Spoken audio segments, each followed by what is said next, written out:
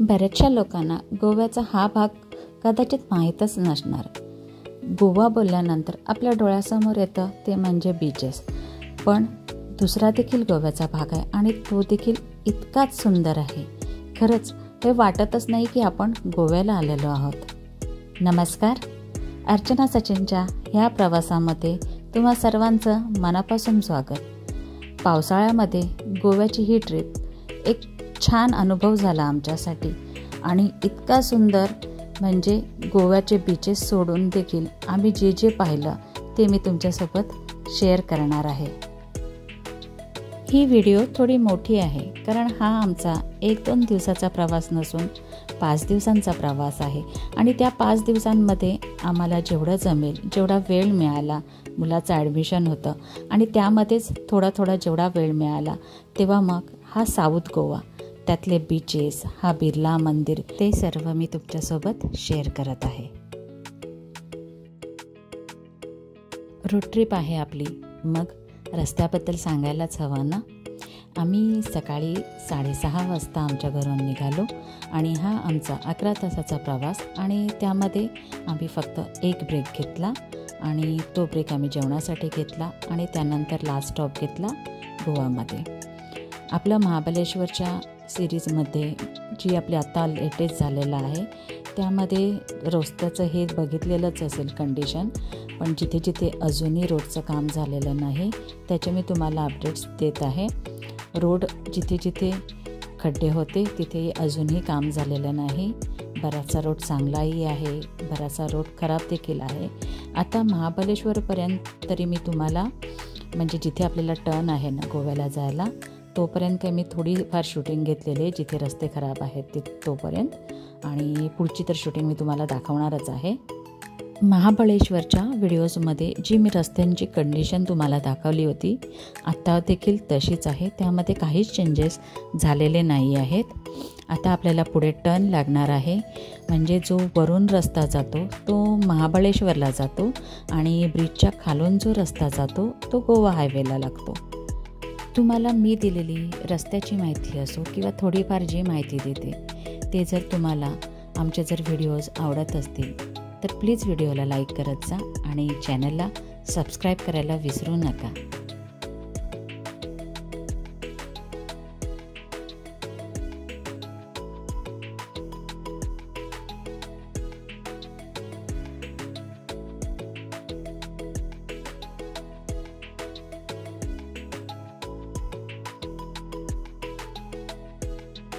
गोव्याला जायचा हा रस्ता ज्यामध्ये कुठे चढण आहे, कुठे उतरण आहे, हे हिरवेगार डोंगर आहेत, कुठे कुठे धबधबे लागत आहेत.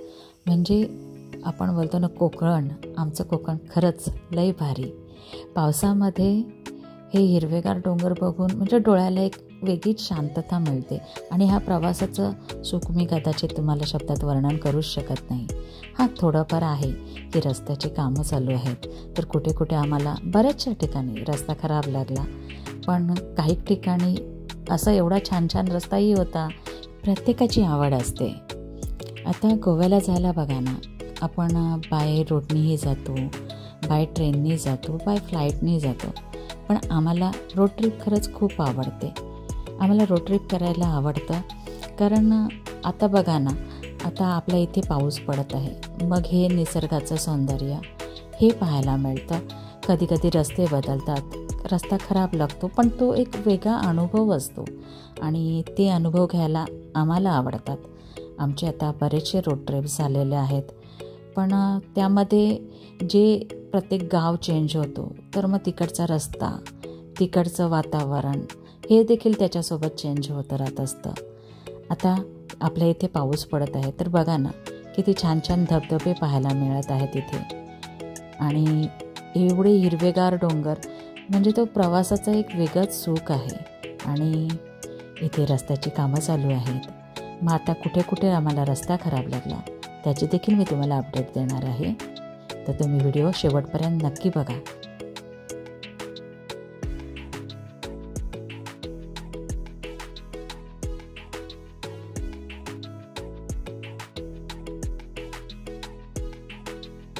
आता खराब रस्त्याबद्दल तुम्हाला सांगायचं झालं ना तर चिपळूण, संगमेश्वर आणि लांजा हा इथे एवढा रस्ता खराब आहे, खूप काम चालू आहे आणि रस्ता खूप खूप खराब आहे, तर ते तुम्ही लक्षात ठेवा. आणि अजून देखील मला एक सांगायचं आहे की येताना म्हणजे गोव्यावरून मुंबईला परत येताना गुगल मॅप्सच्याच मदतीने पण आम्हाला एक रस्ता लागला, जो आम्हाला एका गावातून घेऊन आला.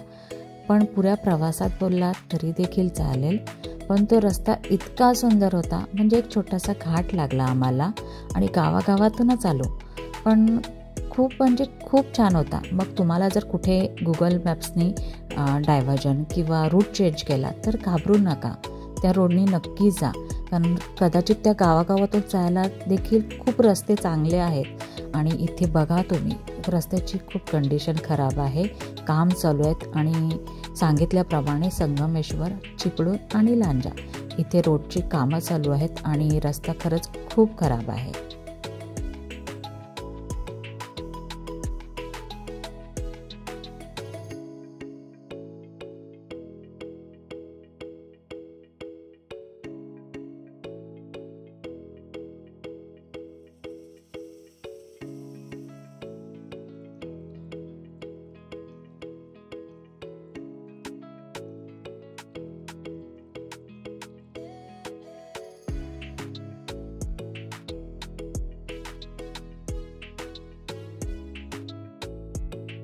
मी सुरुवातीलाच तुम्हाला सांगितलं की हा आमचा 11 तासाचा प्रवास होता आणि त्यामध्ये आम्ही एक ब्रेक घेतला आणि तो जेवणासाठी घेतला. तर जवळपास आम्ही 6 तासानंतर ब्रेक घेतला. तर आम्ही 6:30 वाजता निघालो होतो, म्हणजे आम्ही 12 वाजल्यापासनं म्हणजे शोधत होतो हॉटेल्स वगैरे जेवणासाठी. पण आम्हाला म्हणजे कारण कसं आहे, आता हा आपण रोड ट्रिप करतो ना आणि बरेचसे रस्ते आपल्याला म्हणजे गाव जे शहर लागतात ते बायपास होऊन जातात, म्हणजे बाय रोड टू रोडच लागतो आपल्याला. बऱ्याचशा ठिकाणी हॉटेल्स लागतात, काही ठिकाणी हॉटेल्स लागत नाहीत. तर आमच्यासोबत देखील थोडंफार हेच झालं की आम्हाला कुठेच हॉटेल लागलेलं नाही. मी म्हणजे प्रत्येक रोड ट्रिपला थोडंफार सोबत खाऊ घेतेच, मग सॉफ्ट ड्रिंक्स असो, चिप्स असो. तर तुम्ही सुद्धा तुमच्या लहान मुलांसोबत प्रवास करत असणार, तर थोडंफार खाऊ सोबत घेऊन चला. तुम्हाला दाखवतच आहे बघा, मी हे ड्रिंक घेतलेली, चिक्की घेतलेली, थोडेसे वेफर्स घेतलेले. आम्हाला हेच थोडाफार खाऊन राहावं लागलं, कारण आम्हाला बऱ्याच उशिरानंतर हॉटेल सापडला नाही असं नाही, पण बऱ्याच लेट नंतर आम्हाला हॉटेल लागला. हां, पण येताना बरेचसे हॉटेल्स लागले. येताना आम्हाला काहीच प्रॉब्लेम झाला नाही, पण जाताना हॉटेल्स फार कमी लागतात. आपली एंट्री झाली आता गोव्यामध्ये पण रस्त्याची कामं चालू आहेत. गोव्यामध्ये पण रोड देखील खराब आहे. स्टार्टिंगलाच आम्हाला रस्ता खराब लागला. आणि हा ब्रिज 5 दिवसाच्या प्रवासात हा ब्रिज आम्हाला बऱ्याच वेळा लागला. रात्रीचाही खूप सुंदर दिसतो, दिवसाचाही खूप सुंदर दिसतो. आम्हाला तर हा ब्रिज खूप आवडला आणि ह्याच ब्रिजने आता आपण पुढे जाऊया.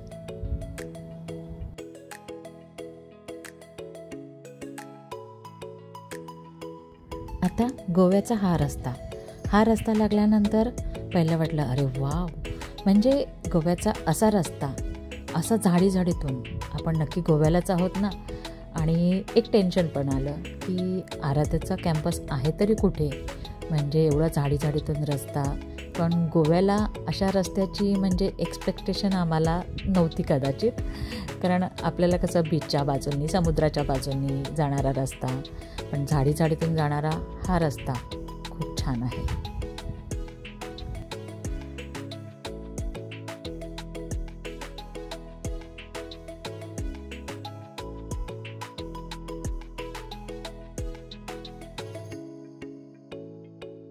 आता आम्ही आलो आहोत आमच्या हॉटेलमध्ये. चेक इनच्या फॉर्मॅलिटीज चालू आहेत आणि आम्ही चाललो आहोत आमच्या रूममध्ये. हा हॉटेल आहे द फन, जो बिर्ला कॅम्पसपासून 10 किलोमीटर तरी लांब आहे. हॉटेलची मी सेपरेट व्हिडिओ तयार करेन आणि त्यामध्ये मी तुम्हाला आमच्या रूमची टूर देईन.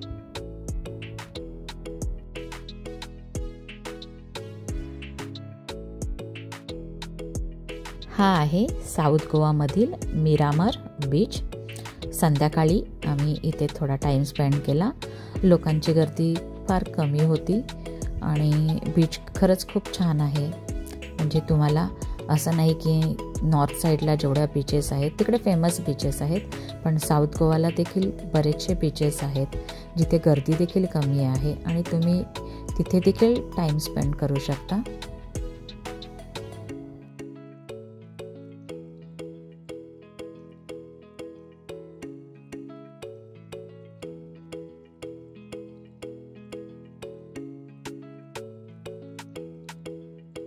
आता आम्ही इथून निघालो आहोत डिनरसाठी. हॉटेल शोधत आहोत आणि आम्हाला गोवन फूड खायचं आहे आणि आम्हाला छानसा हॉटेल सापडलेला आहे आणि या हॉटेलचं नाव आहे द फिशरमॅन्स वॉर्फ आणि इथलं जेवण देखील खरंच खूप छान आहे.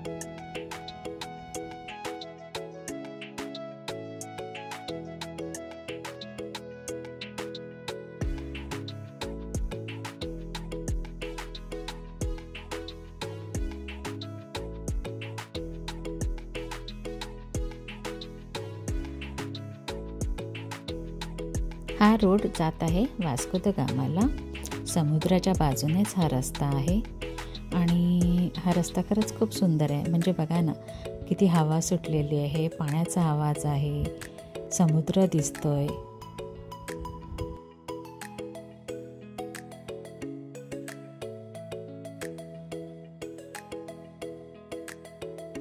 आपण आपली स्वतःची कार घेऊन जेव्हा प्रवास करतो ना, तेव्हा आपल्यासाठी एक ॲडव्हान्टेज असतो. म्हणजे आपण आपली कार असेल ना तर कुठेही आपण फिरू शकतो, कुठेही थांबू शकतो. आता आमचं देखील तेच आहे ना, आम्ही कार घेऊन निघालो आहोत. आता इथे आम्हाला थांबावं असं वाटलं तर आम्ही इथे थांबणार, थोडा बघणार निसर्गाचं सौंदर्य. आता हा समुद्र पाहायला आम्ही इथे थोडा वेळ थांबलेलो आहोत.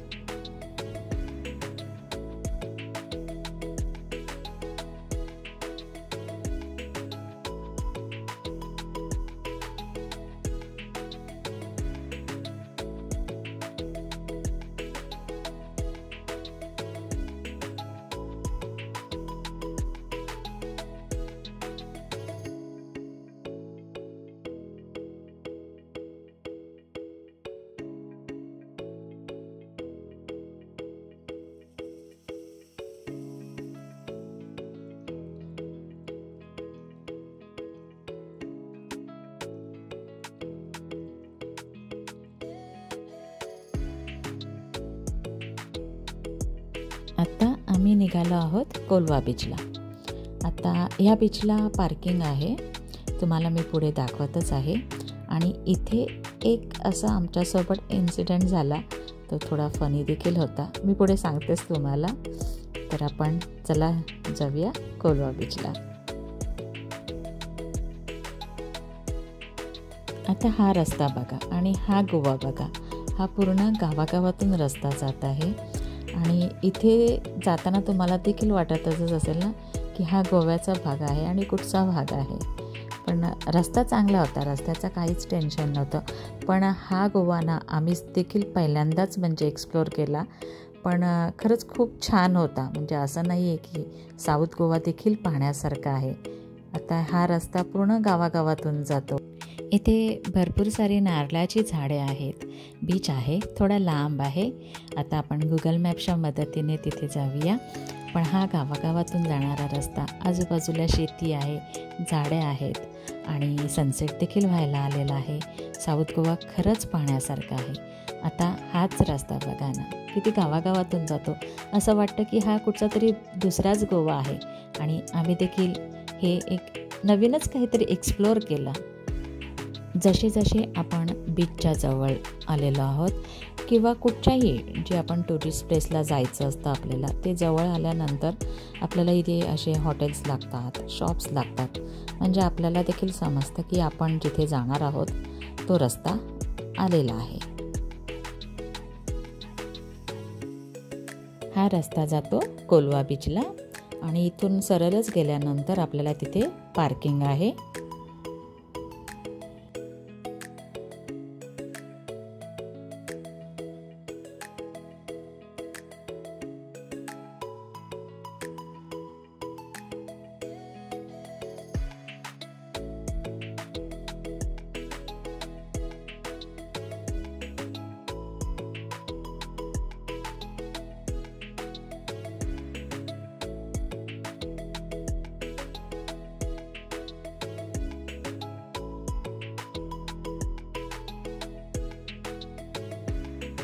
काल आमच्यासोबत काय झालं, म्हणजे फनी इन्सिडेंट काय होता आमच्यासाठी ते तुमच्यासोबत शेअर करते.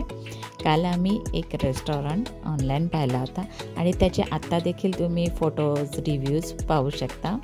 कलिस्ते म्हणून काहीतरी एक रेस्टॉरंट होता, त्याचे आम्हाला रिव्ह्यूज आवडले आणि तो शोधत शोधत आम्ही तिकडे गेलो. तर तिथे गेल्यानंतर तो रेस्टॉरंट बंद होता आणि आम्ही चांगले चांगले रेस्टॉरंट सोडले आणि तो अगदी म्हणजे खूप गोव्याच्या आत होता आणि त्यानंतर आम्हाला प्रश्न पडला की आता कुठे जायचं. आता आज आम्ही आलो आहोत दुसऱ्या बीचला आणि त्याचा देखील रस्ता तुम्ही पाहू शकता. हा गोवा पाहिल्यानंतर खरंच वाटतं ना की आपण कुठच्या तरी दुसऱ्याच वेगळ्याच गोव्यामध्ये आल्यासारखं.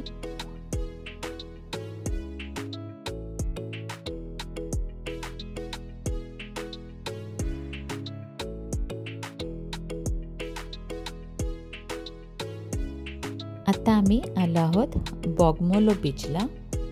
हा आहे बीच, हाय टाईड आहे.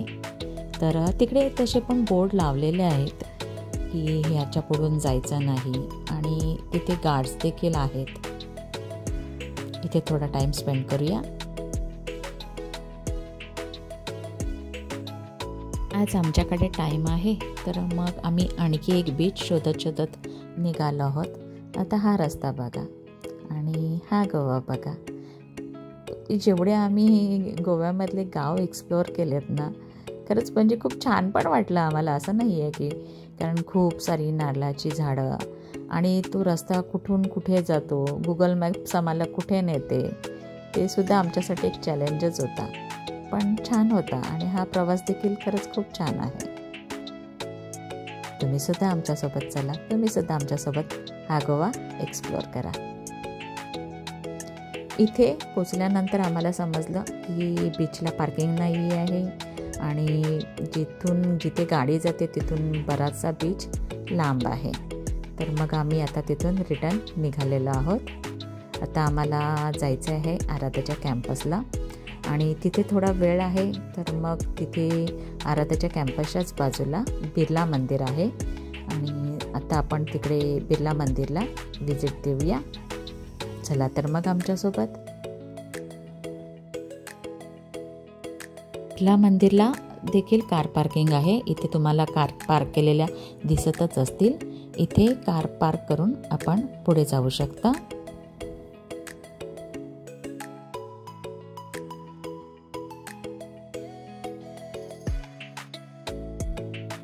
चला तर मग आज आपण बिर्ला मंदिर पाहूया.